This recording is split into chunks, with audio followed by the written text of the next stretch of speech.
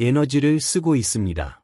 가만히 앉아 있는 것 같아도 이 몸 자세를 유지하기 위해 수백 개의 근육을 사용하고 있고, 여러분의 얼굴이 무표정한 것 같아도 동시에 수십 개의 근육이 움직이고 있어요. 이렇게 평상시에 근육들이 계속 필요로 하는 에너지는 대부분 지방에서 옵니다. 우리가 천천히 걸을 때는 지방을 주로 사용하고 갑자기 달릴 때는 포도당을 씁니다. 평상시 우리 몸 에너지원의 약 70%는 지방산을 사용하고 나머지 30% 정도는 포도당을 쓰는 셈이죠.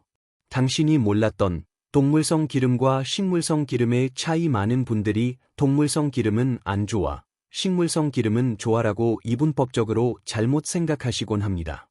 심지어 지방이니까 안 좋아라고 하면서도 오일이라고 영어로 쓰여 있으면 괜찮다고 착각하시는 경우도 있어. 이건 정말 말도 안 되는 생각입니다. 오일, 기름, 지방은 과학적으로 거의 같은 말이라고 생각하셔야 합니다. 지방의 대표적인 형태인 버터와 마가린을 보세요. 그리고 식용유, 포도씨유, 카놀라유, 올리브유 등 수많은 오일들을 보시죠. 얘네들은 모두 기름이자 지방입니다. 버터나 마가린은 고체로 굳어 있고 식용유는 액체일까요? 바로 녹는 점 때문입니다. 액체 상태인 기름들은 불포화 지방산이 많아서 유연한 형태를 유지합니다. 하지만 포화 지방산이 많아지면 뻣뻣해지면서 고체가 되죠. 그래서 버터나 마가린은 포화 지방산이 많습니다. 우리가 고기를 먹을 때 육지 동물들의 근육이나 지방이 단단한 이유도 마찬가지입니다. 단단한 몸 형태를 유지하기 위해서는 포화 지방이 많아야 하거든요. 우리 사람도 마찬가지입니다. 우리 몸 지방의 절반 이상이 포화 지방으로 이루어져 있어. 그래야 중력을 이기고 우리가 자유롭게 움직일 수 있습니다. 그렇다면 수생식물이나 해산물에는 불포화 지방산이 많을까요? 중력의 영향을 덜 받는 해조류, 생선 같은 것들은 유연해야 하기 때문에 불포화 지방산이 많은 겁니다. 반대로 육지에서 생활하는 우리는 단단한 지방이 많아야 하므로 포화 지방이 많아질 수밖에 없는 거죠. 그러니 여러분이 소고기나 돼지고기를 좋아하면 당연히 포화 지방이 많이 들어옵니다. 육지 동물이기 때문이죠. 그리고 포화 지방이 많은 것을 추출해서 순수한 지방 형태의 조미료 같은 음식을 만들기도 하는데 그게 바로 버터와 마가린입니다. 버터와 마가린은 포화 지방이 많아서 단단하구나. 액체 상태의 오일들은 불포화 지방이 많아서 이렇게 흐르는구나.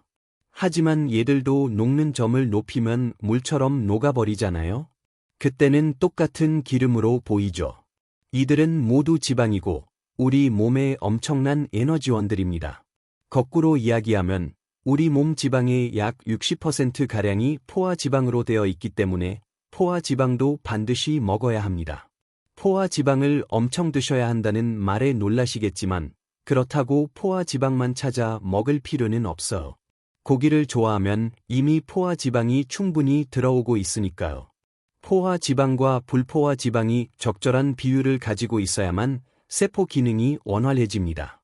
그래서 포화 지방산도 잘 드셔야 하고 불포화 지방산도 잘 드셔야 합니다. 다만 고기만 즐기면 포화 지방산만 과도하게 들어올 수 있으니 불포화 지방산의 중요성을 알고 생선도 먹고 해조류도 먹자는 이야기를 하는 것이죠. 그런데 이해로 정말 식물성 기름이 더 좋을까요? 포화 지방이 많은 식물성 기름들도 많습니다. 그래서 식물성 기름이 좋으냐 나쁘냐는 질문에 제가 뭐라고 얘기 드릴 수 있냐면 여러분이 음식을 먹으면 우리 몸은 그 음식을 통째로 흡수하는 게 아닙니다. 하나하나 다 분해한 다음에 단위별 영양분만 흡수해요. 그러니까 여러분이 식물성 기름을 먹든 동물성 기름을 먹든 우리 몸은 완전히 분해된 지방산 형태로 흡수를 합니다. 사실 아무거나 먹어도 돼요.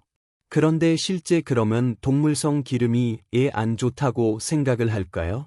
우리가 이 뇌를 유지하기 위해 신경세포를 유지하기 위해선 이 뇌는 물처럼 비중이 낮은 곳이에요.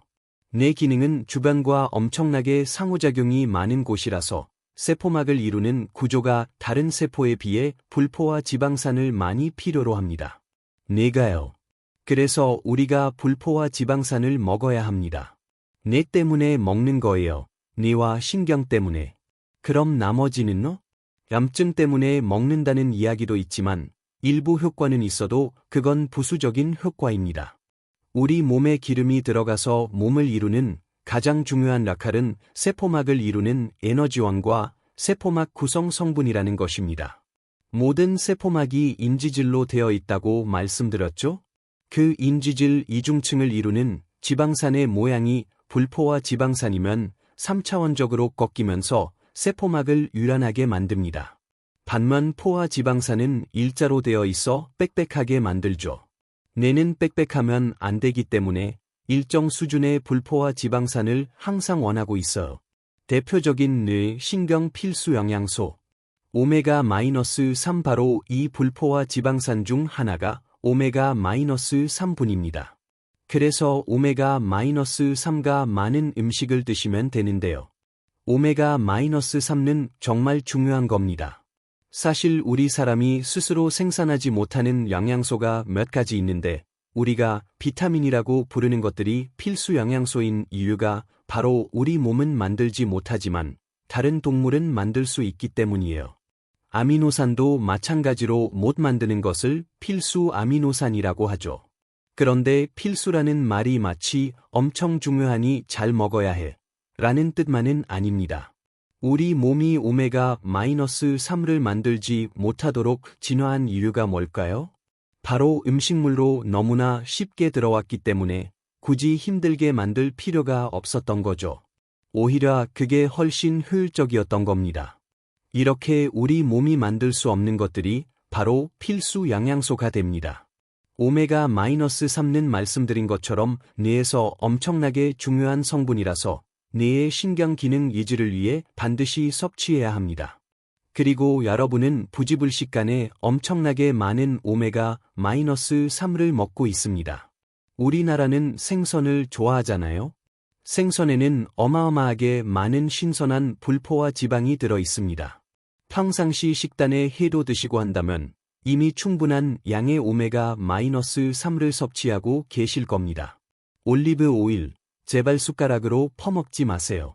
저는 정말 상상도 못했는데 이렇게 기름을 숟가락으로까지 드시는 분들이 있다고 들었습니다.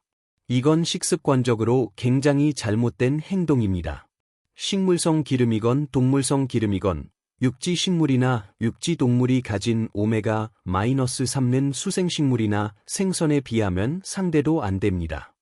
육지생물들은 자기 형태를 이루기 위해 상당량의 포화 지방을 가지고 있거든요. 오메가-3가 많은 성분들은 주로 수생생물들이라고 했죠. 그러니 여러분이 굳이 육지에서 나온 식물성이나 동물성 기름들을 그렇게 찾아 드시는 건 별로 좋은 행동은 아니라고 생각합니다. 우리나라 사람들처럼 생선 좋아하고 해조류 좋아하는 분들에게는 이미 상당한 양의 오메가-3가 공급되고 있으니 음식을 만들기 위해 쓰는 정도의 기름에는 불포화 지방과 포화 지방이 일정 부분 다 들어있거든요. 그걸 굳이 따질 필요는 없고 기름을 따로 이렇게 퍼드시는 행위 자체가 사실 우리 몸은 굉장히 싫어합니다. 기름만 들어오는 상태를 우리 몸이 좋아하지 않아요. 우리가 맛있다고 느낄 때 이도 열리고 이장 장애도 안 생기는 것이기 때문에 굳이 그렇게 한 숟갈 퍼드시는 행동은 이걸 약이라고 생각해서 하시는 것 같은데 그냥 영양소입니다. 절대 약이 아니에요. 본인의 잘못된 믿음 때문에 순수한 성분만 드시면서 여러 부작용을 감수하는 것은 별로 안 좋은 태도라고 생각됩니다. 기름 속 오메가-3 유육의 실체, 당신이 잘못 알고 있는 것들 좀 잘못 알고 계신 것 중에 하나가 바로 오메가-3, 오메가-6 이야기예요. 오메가-6는 그렇게 몸에 좋은 게 아닙니다. 오메가-6는 우리 몸에서 염증 전달 물질로 쓰여. 똑같은 지방산인데 우리 몸이 임무를 그렇게 불화했어. 너는 염증 전달 물질로 좀 일해라 하고. 그래서 오메가-6를 많이 먹으면 만성 염증이 높아집니다. 이건 굉장히 많은 과학적 연구 결과가 증명하고 있습니다. 오메가-6가 많은 기름들도 있으니 실제로 오메가-6를 과도하게 섭취하는 건 적절한 행동이 아닙니다. 우리가 보통 DHA, EPA라고 하는 오메가-3를 많이 먹는 것이 가장 적절한 행동입니다. 사실 올리브유는 오메가-3가 별로 높지 않아요. 그런데 오메가-6도 낮습니다. 좋은 것도 적게 들었고 나쁜 것도 적게 들었다고 할 수 있죠. 다만 다른 기름과 비교했을 때 불포화 지방의 비율은 높은 편입니다. 올리브유가 좋다고 이야기하는 사람들은 오메가-6가 적지 않냐고 하지만 오메가-3도 다른 기름에 비해서는 별로 많지 않습니다. 그러니까 사실 올리브유를 특별히 영양과학적인 성분을 따져서 찾을 필요는 별로 없다는 이야기입니다. 다른 기름들이 오메가-6가 좀 더 많다고 하니 염증을 일으킬 수 있지 않느냐는 생각을 하실 수는 있겠죠. 하지만 제 생각에는 이미 콩기름, 옥수수 기름 정도 수준의 오메가-3, 6 비율도 다 괜찮은 편입니다. 기름이라는 것이 미량을 넣어 맛을 올리기 위한 것인데 그것을 굳이 이렇게 따질 필요는 없을 것 같다고 생각합니다. 저는 이것을 명백히 마케팅이라고 생각합니다. 전 세계에는 굉장히 많은 기름을 만들어내는 업자들이 있습니다. 기름 시장은 이미 레드오션이죠. 너무 많은 기름들이 있으니 이 기름을 마케팅적으로 강조해야 하고 그러다 보니 이제 성분을 가지고 강조하면서 여러분들에게 불포화 지방이니 오메가-3니 하는 이야기를 하게 된 거죠. 그래서 저는 사실 이게 여러분들이 그렇게 휘둘릴 정도로 되게 중요하다고 생각할 정도는 아니라고 봅니다. 그 정도 신경 쓰는 것보다 훨씬 더 중요한 건강 이슈들이 많거든요. 실제 본인 몸의 체형, 살찐 상태, 운동 습관 같은 것들이 훨씬 더 중요하기 때문에 그렇게 건강을 신경 쓰는 태도로 여러분들이 운동하시고 적당한 칼로리를 드시는 것이 중요합니다. 너무 사소한 것에 그렇게 목숨 거시면 안 될 것 같아요. 좋은 기름이 혈관을 씻어준다고? 콜레스테롤이 높으면 오메가-3를 먹으니까 콜레스테롤이 떨어지니, 이건 아마도 콜레스테롤이 있는 곳에 좋은 기름인 불포화 지방산이 가서 씻어주는 건가 보다. 라는 말도 안 되는 비과학적 착각과 논리적 비약을 하시는 분들이 있습니다. 이건 정말 말도 안 되는 이야기고, 기름이 콜레스테롤을 직접 쫓아내는 일은 존재하지 않습니다. 다만, 좋은 기름인 오메가-3 같은 것이 들어오면 LDL 콜레스테롤이 떨어지고 HDL 콜레스테롤이 살짝 올라가는 효과는 있습니다. 그런데 그건 직접적인 효과가 아니라 간에서 어차피 콜레스테롤도 만들고 지방도 만들기 때문에 오메가-3 섭취로 간이 느끼는 부담이 덜해져 콜레스테롤을 약간 덜 합성하는 거예요. 그래서 콜레스테롤을 떨어뜨리기 위해서 오메가-3를 먹는다고 생각하시면 안 됩니다. 물론 콜레스테롤이 정말 높아서 잘 안 떨어지는 사람에게는 오메가-3까지 처방하기도 하지만 여러분의 뇌신경 건강을 위해서 오메가-3가 필요하다고 아셔야 합니다. 오메가-3의 실제 효과는 신경 기능을 원활하게 하는 것이 한번 압도적인 효과입니다.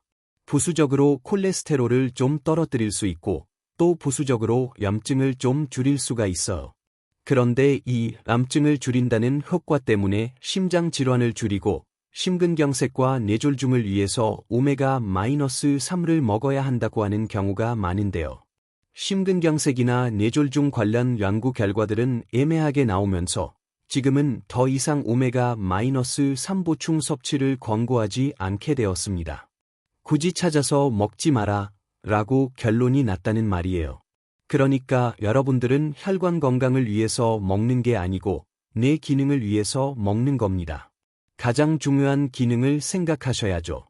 신경과 전문의의 간절한 부탁. 콜레스테롤은 세포막과 우리 몸의 중요한 호르몬을 만드는 데 필요하지만 우리는 이미 필요한 양 이상으로 너무 많이 먹고 있습니다.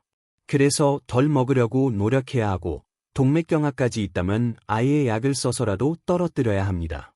반면 오메가-3는 간이나 혈관보다는 뇌의 신경 기능에 엄청 중요한 역할을 합니다. 하지만 한국 사람들은 이미 많이 먹고 있어. 그러니 영양제로 오메가-3를 먹는 것은 여러분의 선택이지만 이미 우리나라 사람들은 충분히 오메가-3를 섭취하고 있으니 그렇게까지 걱정할 정도는 아니라는 겁니다.